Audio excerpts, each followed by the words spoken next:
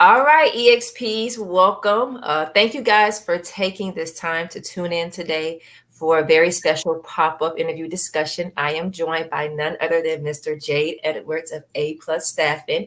He has taken time out of his busy day to talk with us all things experiential, and to talk about how A Plus Staffing is pivoting during this time. So I'm extremely excited to have him here. EXPs, definitely in the comments, let us know where you're tuning in from, what markets you're based out of, and also any questions that you have for Jade. He is fully aware.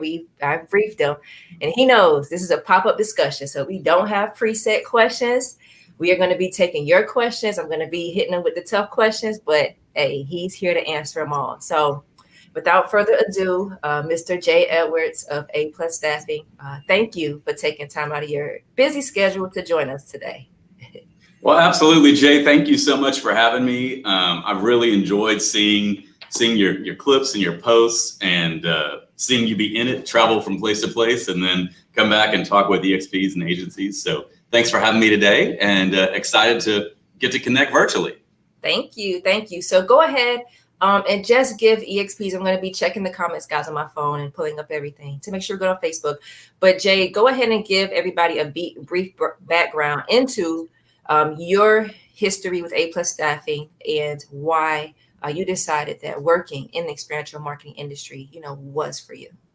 Absolutely. So A Plus Staffing was founded in 1995, and I was actually one of the first employees hired right after they founded the company. I was a student at Southern Methodist University. I was on an opera scholarship studying vocal performance, and I had gone to bartending school and realized that I needed to make money. So I found A Plus Staffing in the student union, and basically all through college, I worked as a private party bartender and kind of learned the business. Learned how to take care of people and give excellent service. Graduated, performed for a couple years, was traveling a ton and wanted to get off the road, and had kept that connection alive. It goes back to, you never know who people are going to be to you down the road, so treat everybody well. My business partners were interested in making a transition in 2006. I joined the team. I was coming off of producing a national children's dance competition. So I had lots of production experience and was used to creating live events, and just wanted to be a part of them as opposed to create and travel to all of them. So in 2006, I joined the team, and it's been a wild ride. So that means 14 years with A Plus Staffing, 25 years in the business, and growing from a local Dallas company focused on college students and recent grads to a national and now international North American footprint of experiential large event and hospitality, getting to meet great people along the way and take great care of our brands. So I recently spoke with Steve and Mark of Newbridge Marketing, and they also started with college as well, and do a lot of work on campuses. Talk about how your evolution from working on college campuses and how you evolving from that, and why that has been a huge asset to you to now, running a full-blown experiential marketing agency. So our first client in the college space was Pepsi, and we did sampling on campuses, sampling at different events, things like that. And I think that the college space is such an exciting space because it's so engaging. College students are always looking for something to engage with. You just have to give them a quality opportunity. And I think that for us, we also like to pull from folks that are in school. And that may be your more traditional student that's just kind of starting college and looking for opportunities to grow beyond their degree. But more and more now, it's your virtual student who maybe is a little further along in life. They may be going back for a degree, but they bring experience and authenticity to the work that they're doing, and they understand how important it is to do a great job, and they love the non-traditional work experience. A lot of times you've got somebody that their options were hospitality or general office, or kind of, if for lack of a better word, the more mundane, opportunities. And then they discover experiential marketing, and they're like, I'm going to get paid to go out and engage with these people on behalf of this brand. And that's what I think is so exciting about the college space from a recruiting perspective. And then from a marketing and agency perspective, these are the consumers of tomorrow. So we want to get in front of them. we want to understand what they want. And then we want to give that to them to promote the brand, whether it be a new food item or a new tech platform or a new app. Is a really interesting space. I think the biggest challenge of the space is being authentic. You know, the colleges sometimes get maybe multi-level marketing or somebody who comes in and offers something that's not real. So we've really put a ton of effort into things like Handshake and those face-to-face or phone-to-phone conversations to say, hey, we're a real agency, we're here to stay, we pay quickly, and we really want to engage with your students. So how have you been able for the past 14 years to continue to evolve from out of college to now doing a lot of live events? I know we talked about 2019 being a great year. So maybe you could talk from the strength of 2019 and even prior to that, you know, how you've been able to shift kind of A+'s narrative and perception to be more of a agency that encompasses all types of experiential events. So it's kind of a amazing story when I think about it. I mean, I'm a spiritual guy. I believe that we're incredibly blessed to do what we do. And I'm just going to give you the 30-second version. Okay. In 2007, I got an email from an administrative assistant, personal assistant to an executive saying, hey, we're thinking about putting together this tour to educate consumers. Is that something you can do? We think college students would be great for it. Okay. And of course I said, yes, I'm on it. Yes. And every month I said, are we going? Are we going? Are we going? And it was not yet. You may be too young to remember, but there was a meter called the smart meter that came out in 2008, and it enables your home to have two-way communication. So in the old days, they came and read the meter, it spun, and they sent you a bill, right? Now we all have these meters that speak back and forth from the house and back to the grid, right? Well, everybody was terrified, at least in Texas, that the meter was going to look in your home and it was going to watch what you were doing, and it was going to tell people if you were, and it was going to shut off your power and all this stuff, right? So our electric delivery company wanted to do a tour where we took this 2,000 square foot mobile experience center all around the service area, which is, you know, Denton, West Texas, East Texas, down to Austin, and teach people that this wasn't scary. So I had a team of 6 folks, some were in college, some were not, who went through the training and ran this tour for 3 years and went around to 200 stops a year and taught consumers that this was okay. And that was our first great blessing, because we didn't know what we were doing. I would only share that with them now. But, it was an incredible experience for the people on the road. It was an incredible experience for us.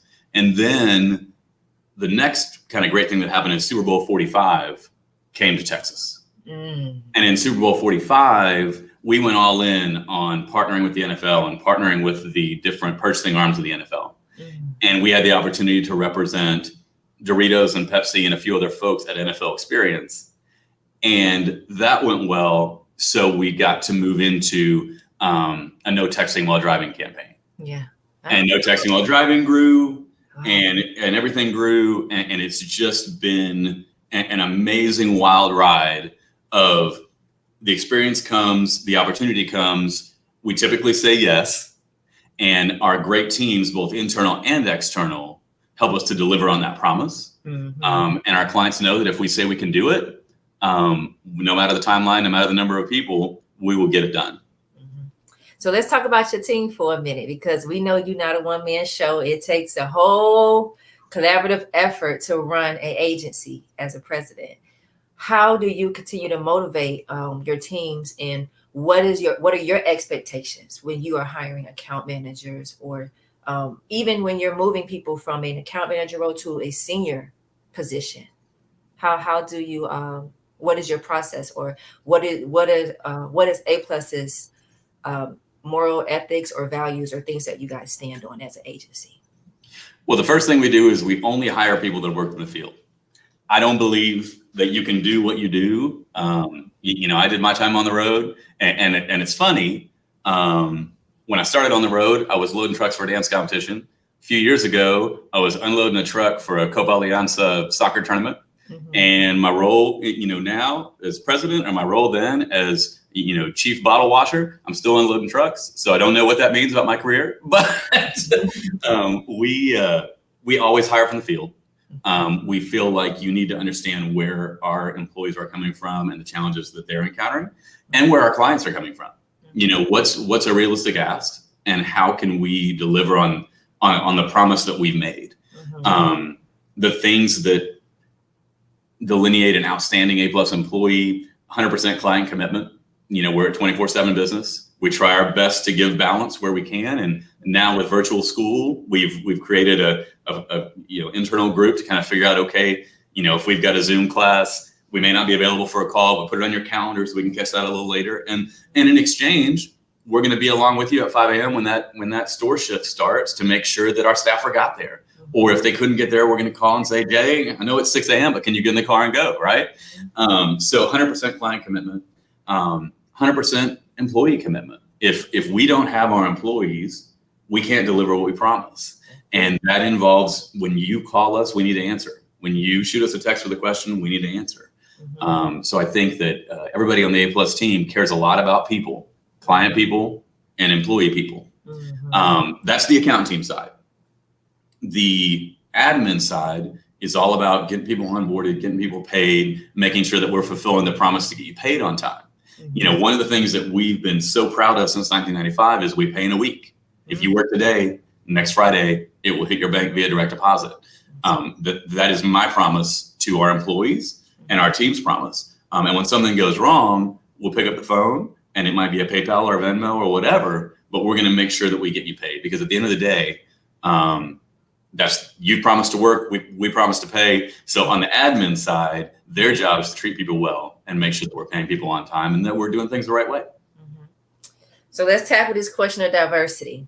How has A+ been able, in light of everything that's going on with the pandemic, and even now with the things that we're dealing with now with Black Lives Matter and the whole movement, how have you, or A+, I should say, as an agency, ensure that you're able to maintain diversity within the workplace, and also address some of these tough questions or these tough conversations with your team? So I'm learning.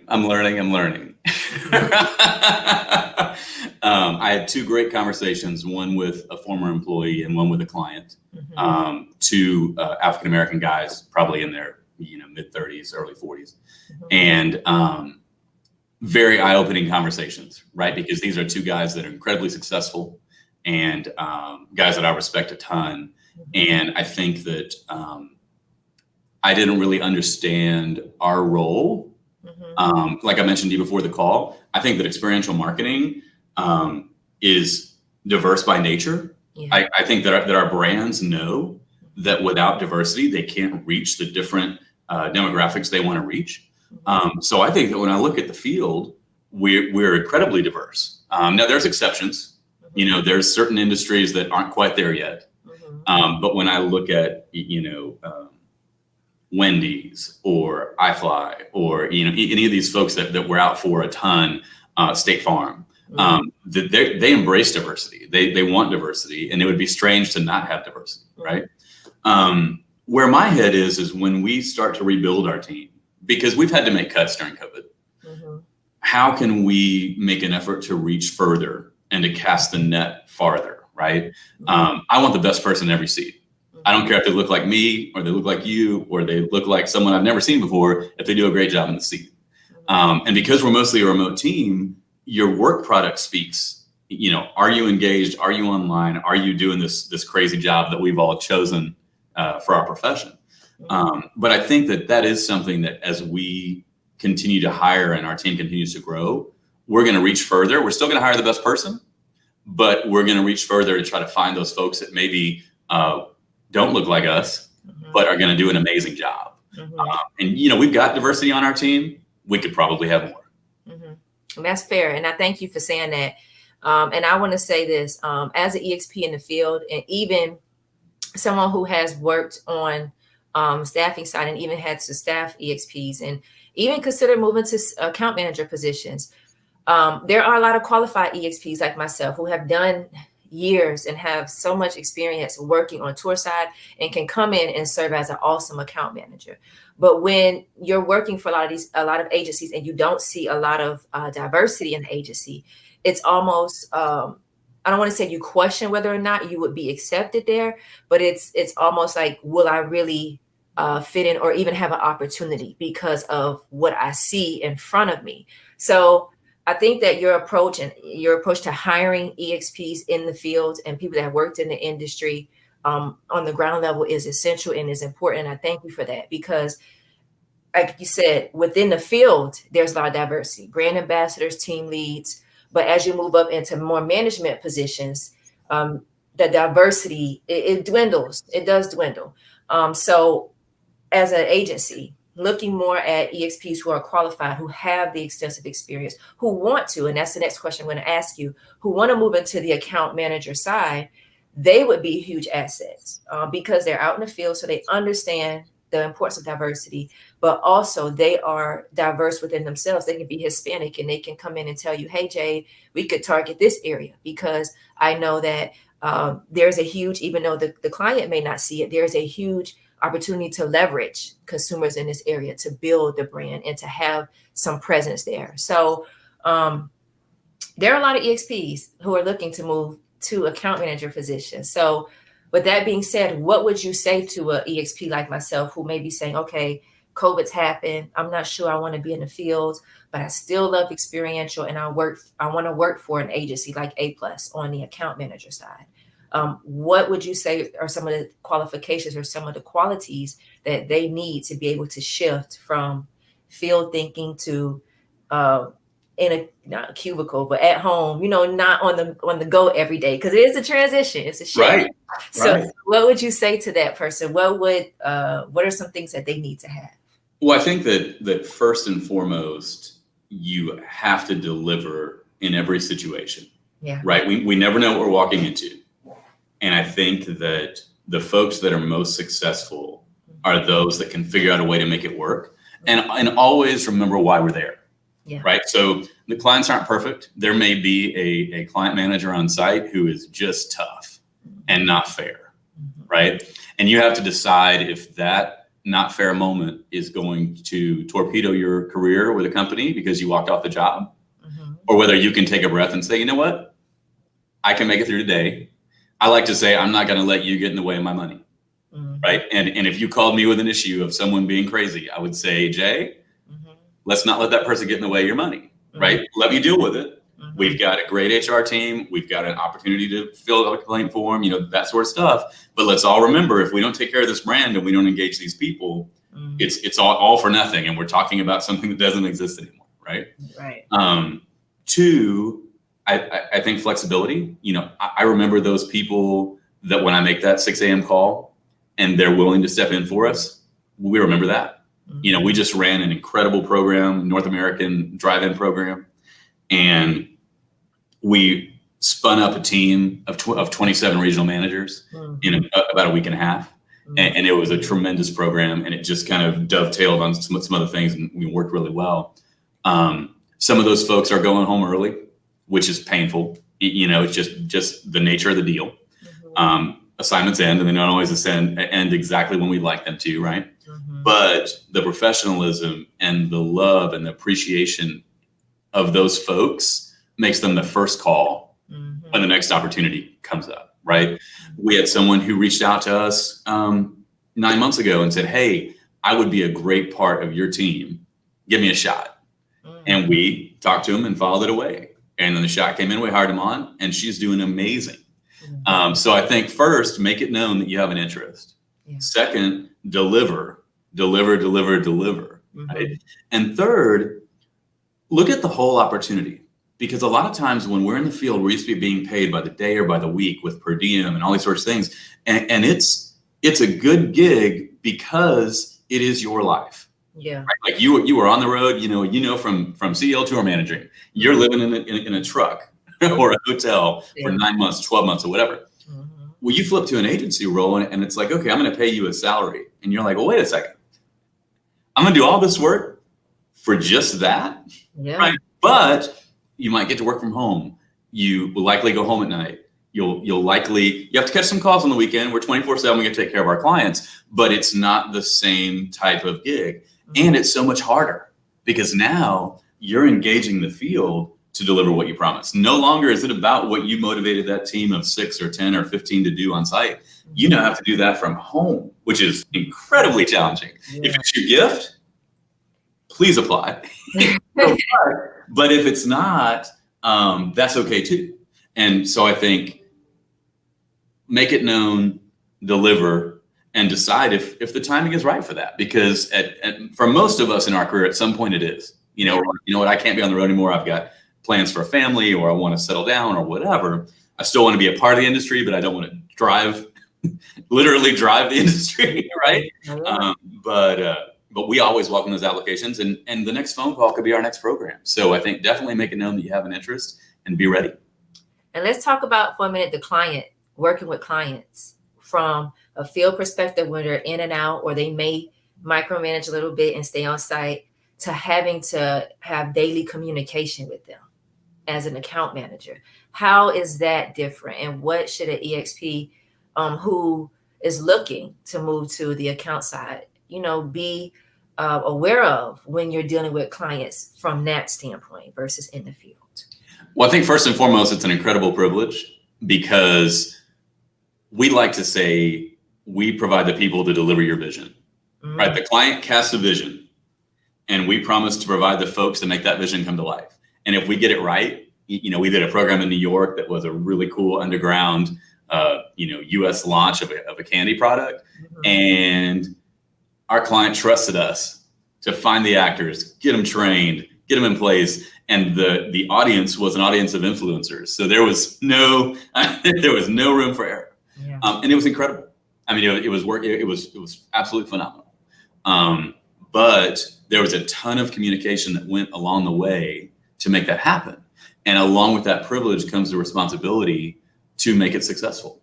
Yeah. And when everything goes great, you get that thank you of thanks for making this a success. You don't necessarily get that glory, right? We're not on the screen. We're not winning the award, but we know that we're the supporting cast that makes that happen. Yeah. When things go wrong, and for our EXPs, when things go wrong in the field, give us the straight story, right? 100% truth. At that moment, we're all working to save an account. And I say we, because if the account doesn't hang around, there's no EXP work, there's no A+ work. Honesty is hard. Sometimes we make mistakes. And the best thing we can do is be transparent in that, and know that we track everything. We know all the jobs that went great and all the jobs that didn't go quite so great.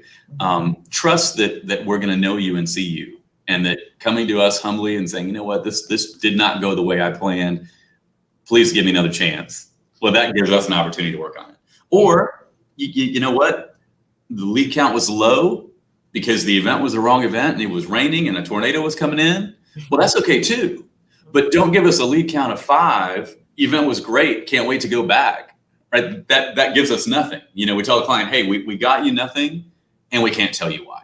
Wow. So I think that, give us as much feedback as you can, and understand that your leader is your leader today, but it might be you tomorrow. Yeah. Right? I'm kind of going off the client side here. You're good. Yeah. But sometimes people have a bad day. Sometimes it's a hard situation. Sometimes we might have made the wrong choice. Yeah. But to do a great job in that setting for that client, for A+, and then come back and send that account manager a note and say, hey, X, Y, and Z could have gone better. I saw X, Y, and Z that I wish had gone differently. And I would love the opportunity to potentially serve in this role in the future. That's something we can work with, right? And I think that for the client, for the EXP, for A+, that level of transparent communication is the key to everyone's success.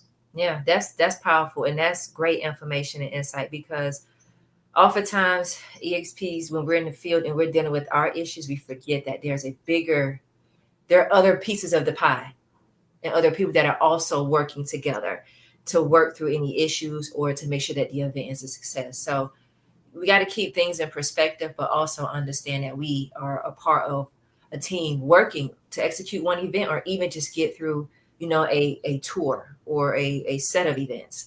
So with that being said, let's talk pandemic. 2019, you said, was an awesome year.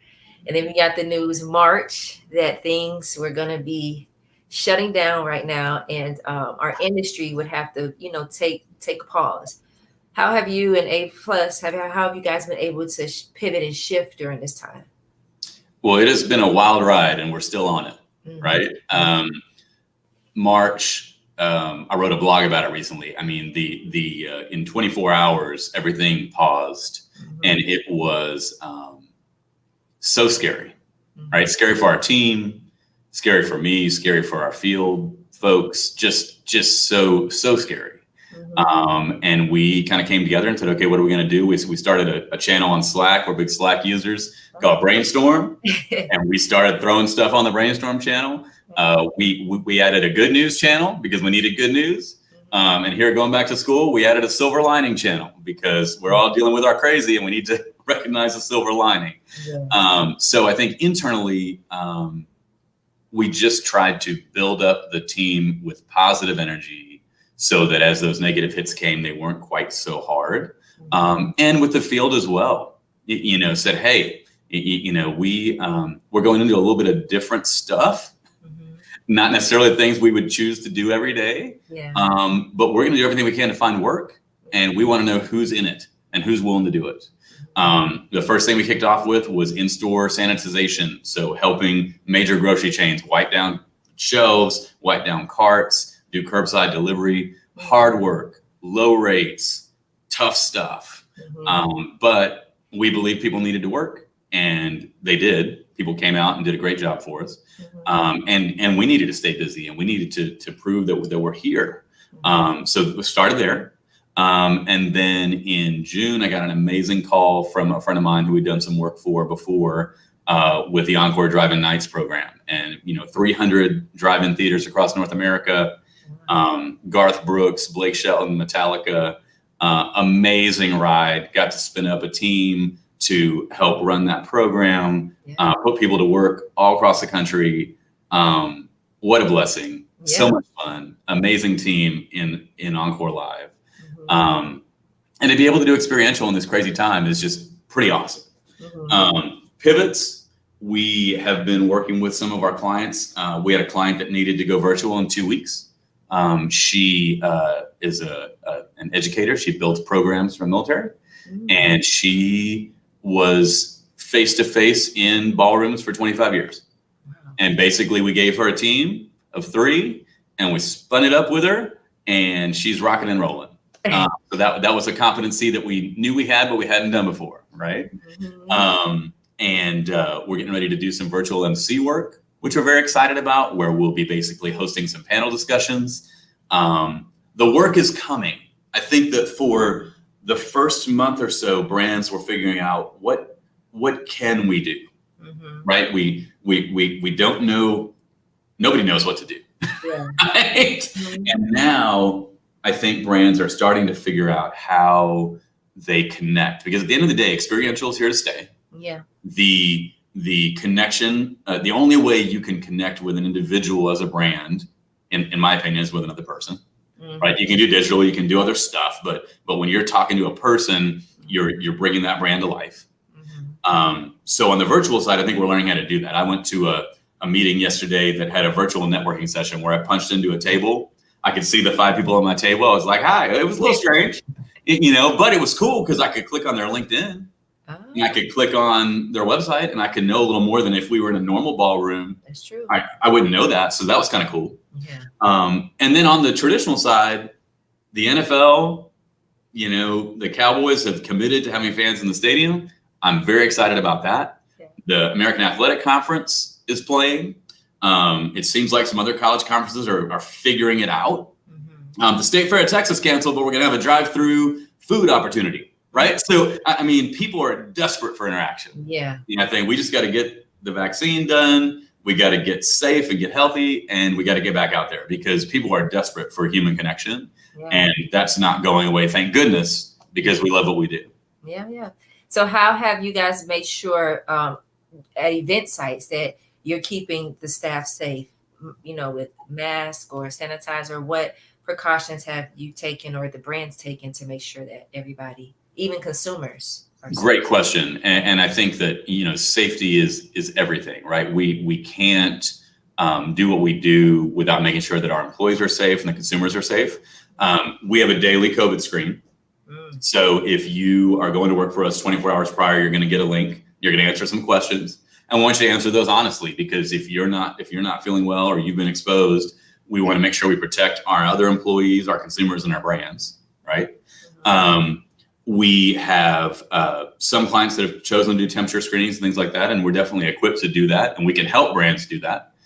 We had an airline client that was looking at maybe having us man the scanners, right? Because someone has to say, hey, come over here and do this. It's not enough to just leave the kiosk out there.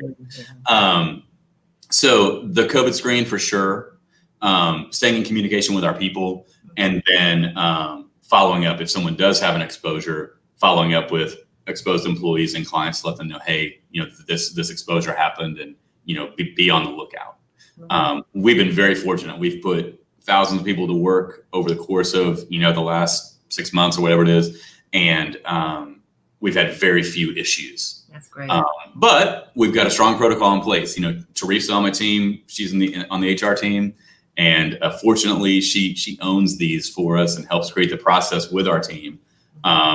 I'm about engaging folks and representing brands, and I have to turn to those on my team that are better at that sort of thing to make that happen. But I'm very confident we're keeping people safe, and we've actually helped a lot of our brand partners with their plan.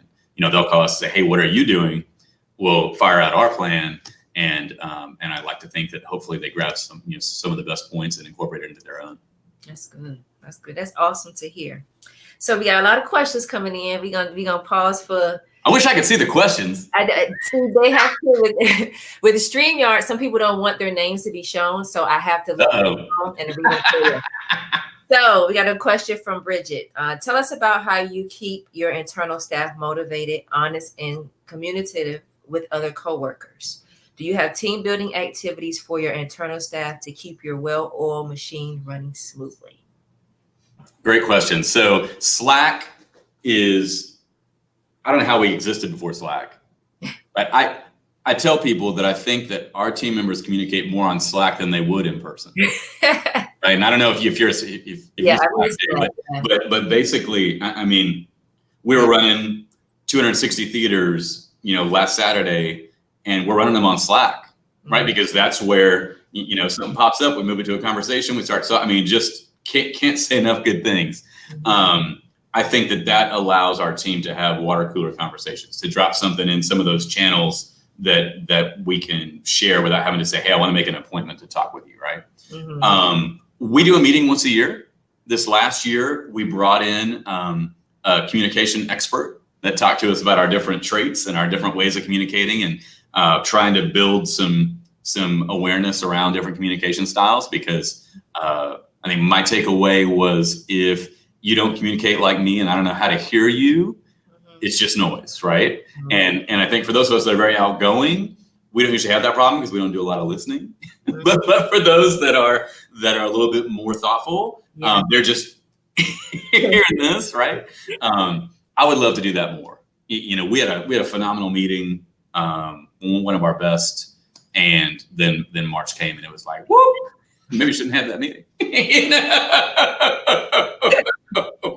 I think we could always do more. We definitely believe that the power of this team is what brings us success and what allows us to grow. But we could always do more. And I look forward to, as we come out of the pandemic, we've done virtual happy hours, and we've done virtual yoga, and we've done virtual mindfulness, and we're just virtual, but I look forward to getting back together. All right, cool. That's awesome. Another question. Do you have a lot of turnover internally? So typically, no. I mean, I don't know our average tenure off the top of my head, but I would venture to say it's probably about 4 or 5 years. COVID was really hard. We had to cut our team by over half. And what drove that was really program specific. We looked at what programs were still activating and kind of made those really hard decisions. Number one, to make sure we're ready for the call, right? We can't go so lean that when the call comes in, we're like, we can't do that because we need time to ramp back up. And two, just trying to make sure we're keeping the folks that are as versatile as possible, right? I mean, that's running a grocery sanitization program and running a national proactive PR program could not be more different, but it's still caring about people. It's still putting people to work. It's still taking care of clients. And what's been interesting is our folks that were a little more event and hospitality focused have gotten more involved in the experiential side. Yeah. And our experiential folks have gotten involved more in the event and hospitality side. And we're all developing skills and seeing competencies. You know, I think we always had a little battle in my company, experiential versus hospitality versus large event, right? Who, you know, and not intentionally, it's good, friendly, healthy competition. Yeah. But one of the positives of COVID is that we've all come together as a team to accomplish what we promised to our clients. And that's been amazing to see. And coming out of it, I don't know how we're going to align, because it's just so exciting to see all these different competencies come together and allow us to deliver at a high level. Wow. It's going to be interesting to see, like you said, how not only your agency is going to continue to pivot, but how other agencies in the experiential marketing industry in general is going to pivot. So talk a little bit about that. What do you foresee A+ pivoting to in the future, and even moving to events for the rest of the year and even into 2021? What does that look like for your agency? So I think that COVID support, COVID cleaning, COVID fill in the blank, right? That is something. We have a really exciting program that we run for MTA in New York. And I don't say exciting because it's brand related or it's great messaging or it's great fun, but we are helping keep the subway safe every single day around the clock, right? So we have folks that subway comes into the last stop, they get on, they wipe it down, make sure it's ready to go for the guests, for the consumers, and away it goes, right? It's not fancy, but it is supporting frontline folks, essential workers. And I think that is an area that we were not in before that we'll stay in, right? I mean, we felt very diversified. We had auto, we had insurance, we had, you know, all these different things that involve large groups of people at major events. And then all of a sudden, large groups of people at major events went away, and we weren't as diversified as we thought. So I think that we can bring our knowledge of execution and finding great people and supporting infrastructure to that space, and we'll likely keep it. And we may find some great folks in that space that say, hey, what's that experiential thing? Could I potentially do that? And that's a really fun moment when someone says, hey, you know, what's this other thing that you do? And we can say, you know what, I'm so glad you asked, because they have the potential to then move into something that they never even knew about. Or, you know, we were talking about before the call, moving freight. Yeah. Somebody on the experiential side may say, I've got nothing going on. What can I do? Well, you know what? I've got an opportunity over here. It's not what you were doing before, but I think you'd be great at it. And then, you know, we assume that role. You know, I think that the key to succeeding the pandemic is to put the hat on that you're offered. Yeah. And that is a life skill that's very hard. But you put that hat on and you do the deal and you plan your next move. So I think that's an area that will stay. Virtual work, super exciting. We're excited to do that for our clients and to delve further into that area.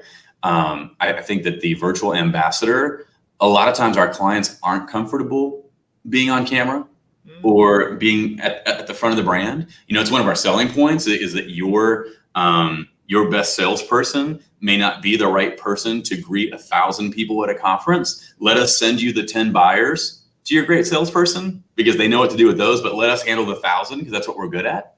I think in virtual conferences, same thing, right? You're going to need those people to engage and visit and qualify that lead, if you will, before you send it, because your time's more precious than ever. Yes. If you're in a virtual event and you get tied down to a non-prospect, as we all have been, you're missing out. right? So it's more important than ever that a great person is engaging on behalf of your brand virtually so that you can then catch the folks that are really important to connect with.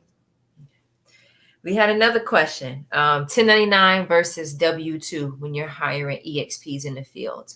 Why or what is A+'s preference when they're hiring, and why do you guys lean towards that compensation? Sure. So we're 100% W-2. Okay. And quite honestly, it was a requirement of our clients, right? So we used to be a kind of hybrid agency. We had W-2s, we had 1099s.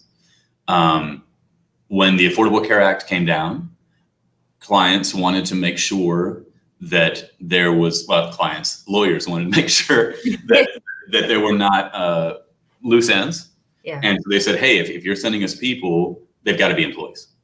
And that was a move. If there's a Fortune 100 company out there, probably Fortune 500, they are really mandated to use W-2s because it's really better for everybody unless you truly own your own business, right? So if you come work a job for us and we pay you for a week's worth of work and we don't take taxes out of it, you pay both sides of employment tax. It comes around on tax day. You're not ready for it. And you get a bill, and we've all gotten that bill, right? And most people don't really understand that, right? They don't really understand why that happens. Now, if you're truly running your business, then of course you want to be 1099, but then you probably have insurance, and that is the big difference, right? If you're 1099 and you have insurance, we can probably work together, right? Because you've got your own comp or your own, liability, and you've taken steps to professionally engage on behalf of your business. But if you're just an individual and you're 1099 and something happens, well, there's a great ambiguity about what do we do.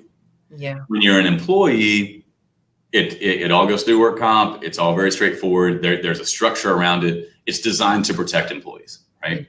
So for us, 100% W-2, it also allows us to pay in a week.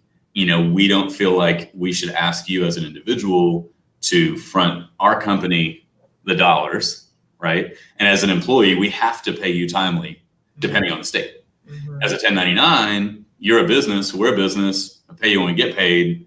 That's not really fair. A lot of our EXPs have been through that, right? With other companies where maybe they were expecting something and it didn't come through on the other end. We don't think that most individuals are equipped to have receivables. Right? We think that you do the job and you get paid. And so we do that with our employees. So what would you say, because a lot of the EXPs have been filing unemployment, and this has been a hot topic in a lot of the groups, going back from agencies that they work with 1099 and W-2 and trying to figure all of that out. How have you guys been able to work through that shuffle with EXPs who may have worked a one-off event with you, trying to file unemployment? Like, how have you guys been able to navigate through that? Well, again, first of all, it's transparency.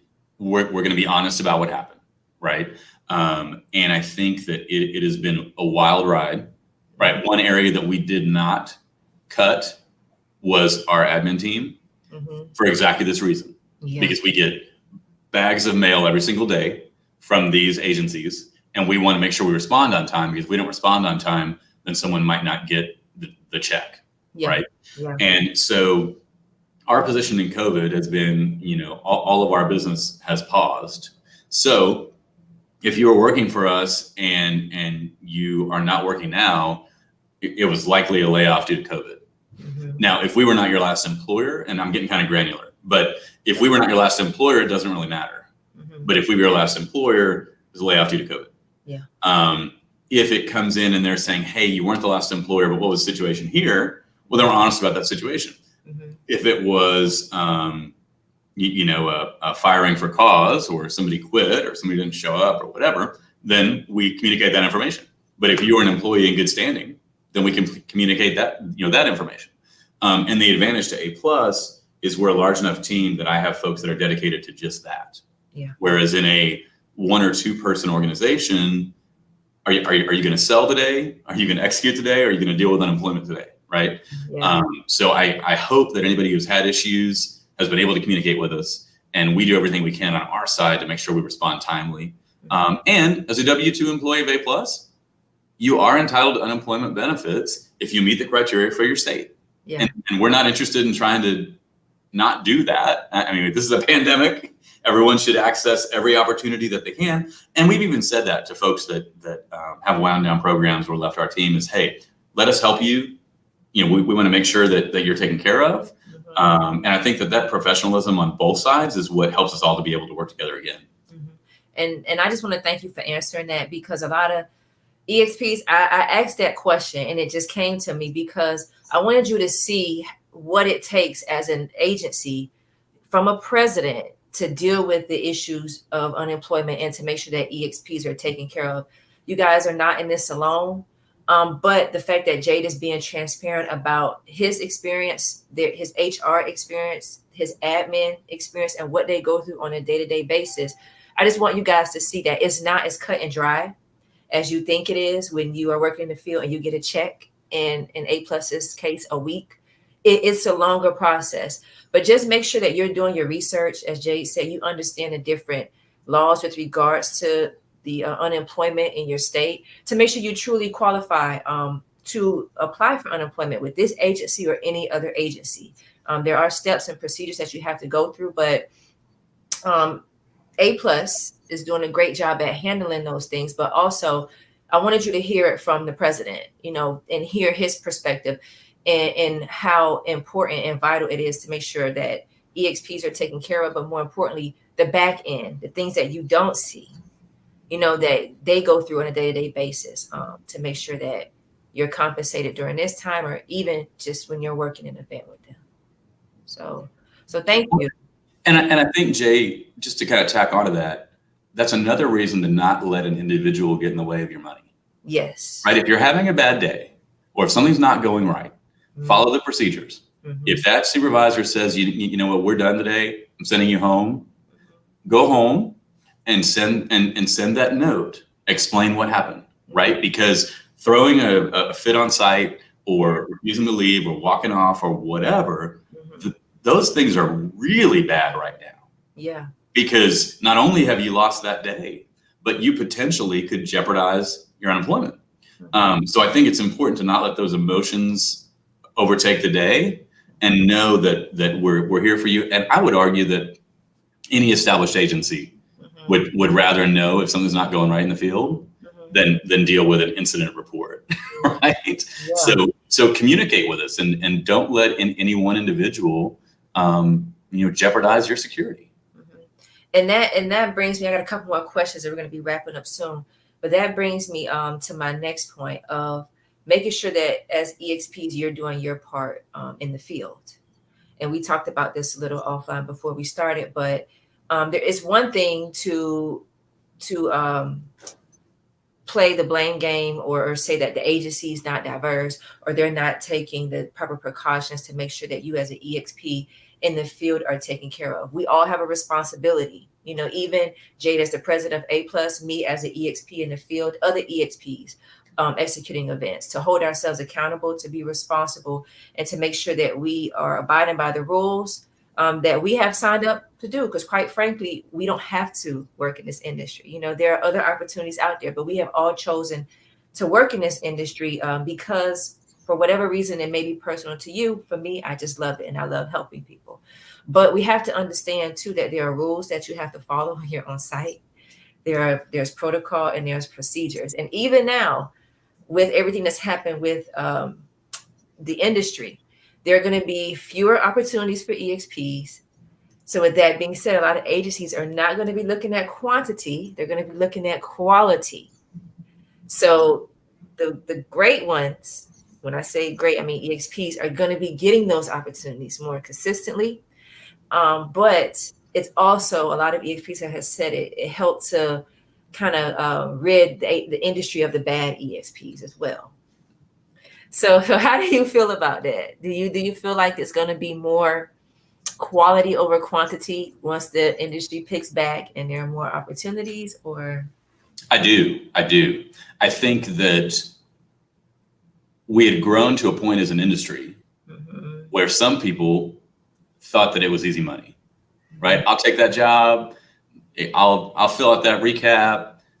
I'm just going to go enjoy the event, right? I'm not here to actually do work, right? Yeah. And that's the exception, not the rule.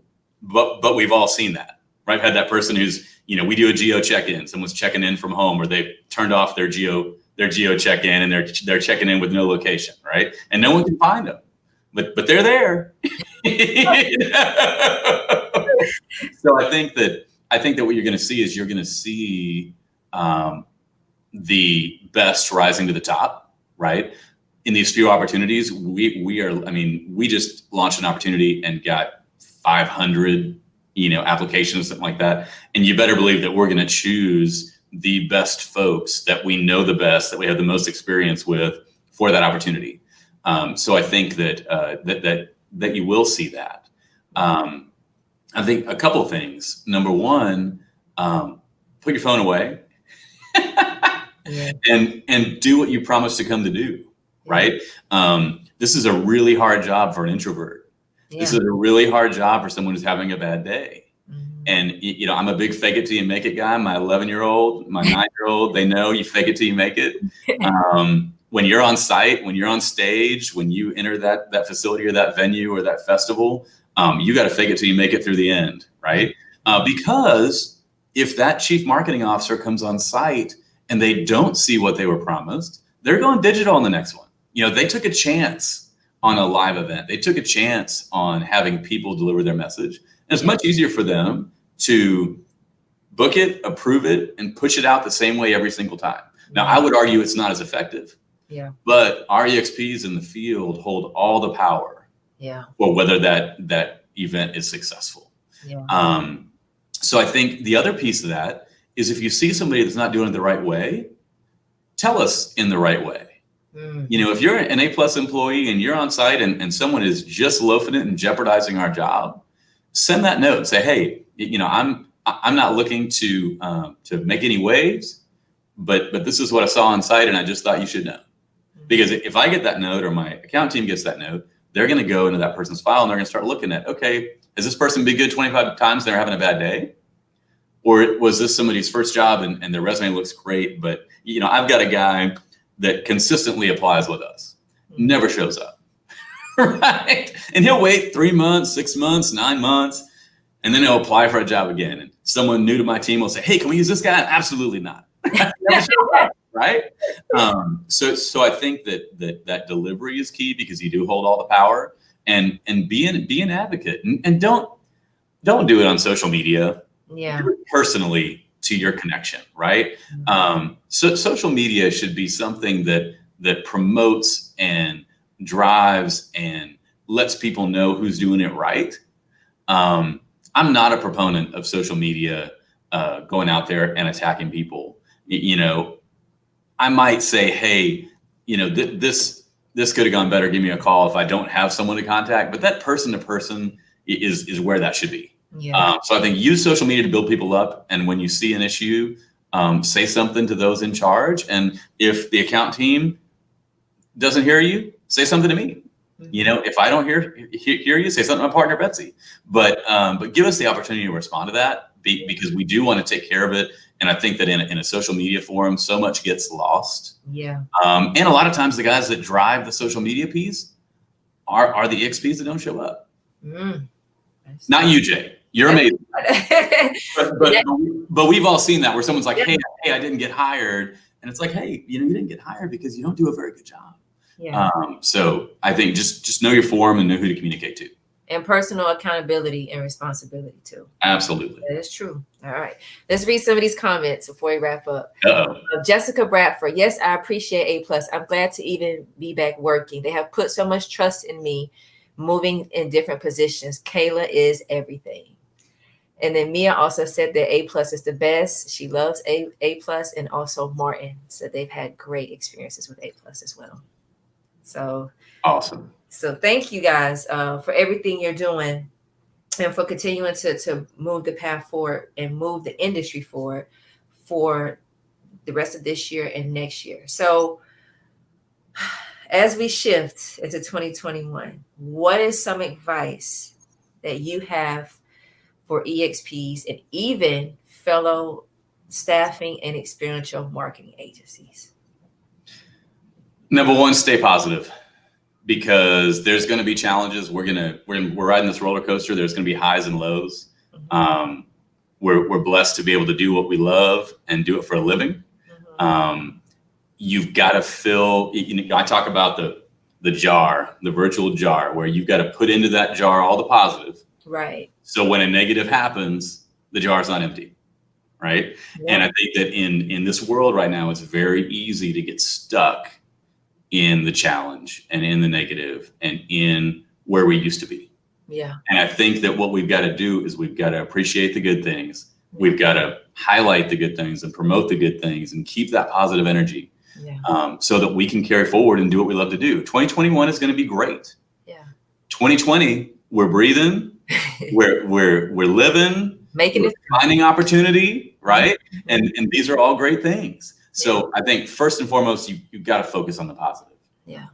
Number two, you've got to be authentic, right? You've got to do what you promise. You've got to deliver what you say you're going to deliver. And if things don't go quite right, you got to be transparent and ask for forgiveness, because it's not always going to be perfect. Yeah. But if you do those things, we can all make it through. And number three, the future of this industry is in the hands of our EXPs. Right. We can go out there and prove that this is the industry of the future and the way for companies to reach their people by doing what we do. But it's in your hands. So please cherish it, take good care of it. And I look forward to working with you that are already on our team. And I look forward to those of you that don't work with us today that might work with us tomorrow, because the power's in your hands and we're excited to have you. All right. So outside of running a great agency, what do you like to do? Your hobbies? What are some things that you do to just decompress and escape all of everything that's going on? Well, I love to sing. I love to play the piano. That was kind of my ticket to college, and my kids play. It's something we enjoy. We do it a lot in church. I love to travel. Side note, I just found out that I can't leave the country for the foreseeable future. The office is closed. Don't know if you guys know that. What is closed? The passport office. They're closed. Yep. So they're in phase 1 and phase 2 of reopening life and death only. And they encourage you not to apply until phase 3, right? So I'm here, and I'll be coming to see you in your states, but I will not be leaving the country. But we love to travel. It's so cool to step away, let the team do what they do, right? Because when you step away, that's when the team has the opportunity to really rise and do great things. And I just love nature. This summer with COVID, we took a driving trip to Colorado. We went to the Garden of the Gods in Colorado Springs. We went to Rocky Mountain National Park up in Grand Lake. And I love being where my phone doesn't work. Right? Because I have a great team that can catch those calls. But family time and personal reflection, I love getting out in nature and just enjoying that. So that is how I decompress. I will be doing a lot of it here in these United States, not elsewhere. But I'm so fortunate to be able to travel from time to time, and that's kind of my thing. Yeah. Favorite country you've been to? I would have to say Italy, because they know how to live. That's they know how to eat. Yes. They know how to sing and have a great time. Yes. They take naps in the afternoon. Yeah. And it's just a beautiful country. So love Italy. Can't wait to go back. Yes, that's my favorite too, especially Florence. I like Florence. I haven't been to Florence. Yeah, check it out. Yeah, check it out. It's awesome. More local feel, not as touristy, and I did a lot of karaoke while I was there. So. You let me know when you're doing karaoke. Maybe we'll try to connect on that. That'd be fun. Yes, we need to put a program together, a karaoke program. But how can EXPs or EXPs looking to transition to staff opportunities? How can they contact your team at A+? What is kind of the steps and the qualifications or the procedures that they need to do to apply for opportunities? Sure. So it's joinaplus.com, www.joinaplus.com. Online form there. You can submit a resume. You can submit photos. You can tell us a little about yourself.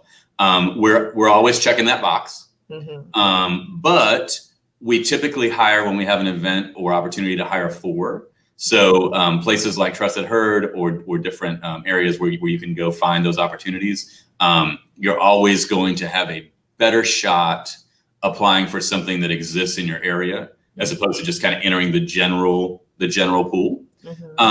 But I think also let us know you want to work here, right? So join A Plus is a great first step in that. What I'd love to see is the industry rallying around the companies that are doing it right. Yeah. And that's one of those things in social media that when someone has a not so great experience or someone has a complaint, there's nothing better than having people share their positive experience, because that way people know if it's a trend or a one-off. So I think that being out there, supporting A Plus, supporting our industry, supporting our programs, that's a great way to get noticed as well. So first apply, and then second, be a positive force in this industry, because that's what's going to carry us forward. All right. Thank you for that. I'm going to post that question in the group to give EXPs opportunities to talk about their positive experiences with agencies in the upcoming week. So that'll be good, because yes, we do need more positive. There's a lot of groups out there bashing agencies and have the negativity going, but you guys as agencies and as account managers need to hear the good as well. So, and we've heard nothing but great things from A Plus. So thank you guys. And special thanks to everybody, your team, Tanya, Kayla, everybody at A Plus for just doing such a great job and for providing opportunities for EXPs and for being transparent, and even for you to come on as a president to be transparent about everything that it takes to run an agency and your experiences as well. It's appreciated. Well, and Jay, thank you for doing what you're doing. I think that I see a lot of positivity from you. I see you bringing up some hard questions and things too, which is important. But I think that it's great to have your voice out there, and it's great to be with you today. And I really appreciate the opportunity, and keep doing what you're doing. Thank you so much. And with that, EXPs, we are wrapping up our latest edition of Pop-Up Interviews with Jade. If you guys have any other questions, just drop them in the comments, and I'll shoot those to Jade later on today or this week, and I'll get some answers for you. But nonetheless, you guys enjoy the rest of your day, enjoy your week, enjoy your Labor Day weekend, and be safe. All right. Thank you. Bye, Jay. Bye.